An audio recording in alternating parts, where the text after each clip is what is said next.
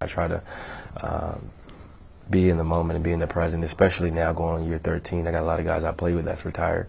A lot of guys I came in with that's not in the league anymore, not playing anymore. So it's just about the right approach. And then it's just about maximizing my talents. Like if I do what I'm supposed to do every day, if I prepare, if I eat how I'm supposed to eat, if I sleep how I'm supposed to sleep, then the results will come. And there's a reason why I've averaged 20 the last 10 years. It's like I'm doing what I'm supposed to do consistently. I don't worry about things that I can't control. I just focus on the work. That is such a profound yet grounded answer.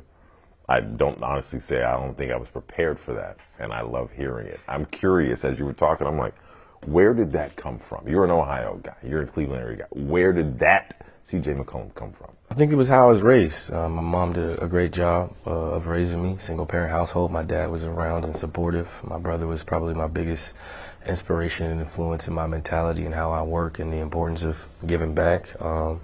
I have a great family. My wife has done a great job of supporting me and allowing me to just maximize my gifts. You know, I hoop at a high level. I've worked for ESPN. I've tried to be a great father. I help operate our wine business alongside her, and she gives me a lot of freedom to really tap into the skill set, which is time. You know, it takes time to sacrifice to be good at a sport. It takes a lot of sacrifice, and that's time away from family. That's time in the gym. That's my PT coming to the house at 10 p.m. That's me going to the gym at 11 p.m. That's me missing some dinners. That's me missing some nighttime sessions with the kids where I'm not reading to them. But it's the sacrifice that we all agreed to and we all leaned into. You know, is it ideal? Not all the time, but this doesn't last forever. So I just want to maximize my earning potential. I want to maximize my basketball prime, right? Like these are the years where you get to do this and then it's over. So I think my perspective and my reflection just comes from learning, asking questions, and then stealing wisdom from people that, you know, I admire and look up to. I love the word perspective, because that was what I was taking from that is you have to be in the right place to see things from the proper angle in order to ascertain what your next steps are going to be. In the basketball world, I'm seeing how you kind of do that with the way that you play, your tempo and style of play. When I compare you to a guy like Bub, who's young in his career, primary ball handler, to yourself, watching them watch you know when to go 100%. When to pull back to 70, when to move up to 80. How do you maintain that balance and that discipline in your game?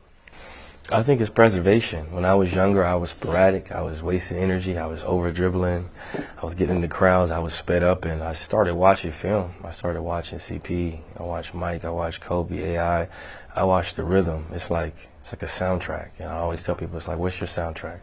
Like, I got the OJs. I got the Ohio players. I got J. Cole.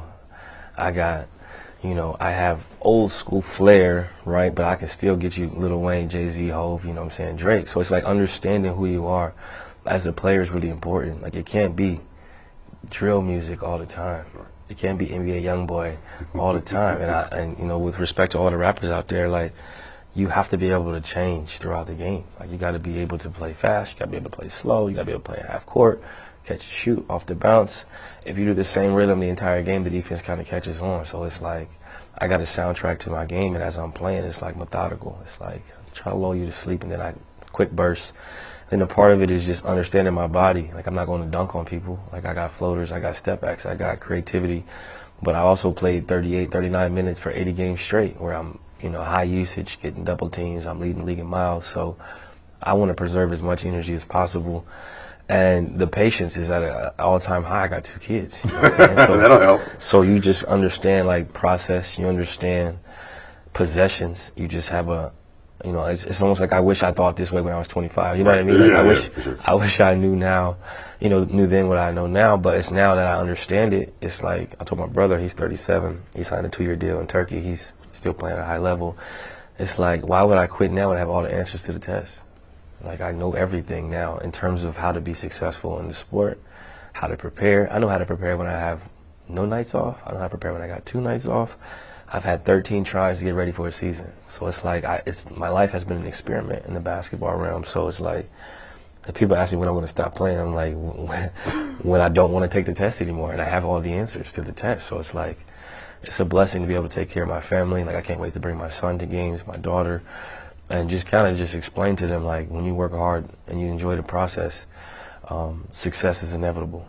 I love listening to you give such eloquent, like, really thought out answers because I'm hearing your experience. I'm hearing those minutes seen and unseen come through every answer. When I'm thinking about how you're going to help this team get to where you are, if there's any foundational elements, or if you could put it in a song, what song would you want them to be listening to in order to catch up? I mean, living my life like it's golden. I think, Philly, Philly, let's go with it. Living my life like it's golden. Understanding, like, we all have a really creative journey. We all have a really cool story, some trauma, some tribulations, some trials in there for sure, but we're here for a reason, right? And I think it's the confidence, the demeanor, the approach is really important. And all these guys have a good foundation, which is important. The organization has done a great job of going after certain players, even Exhibit 10s, two-ways, the G League guys, they work. And some people play basketball because they have to.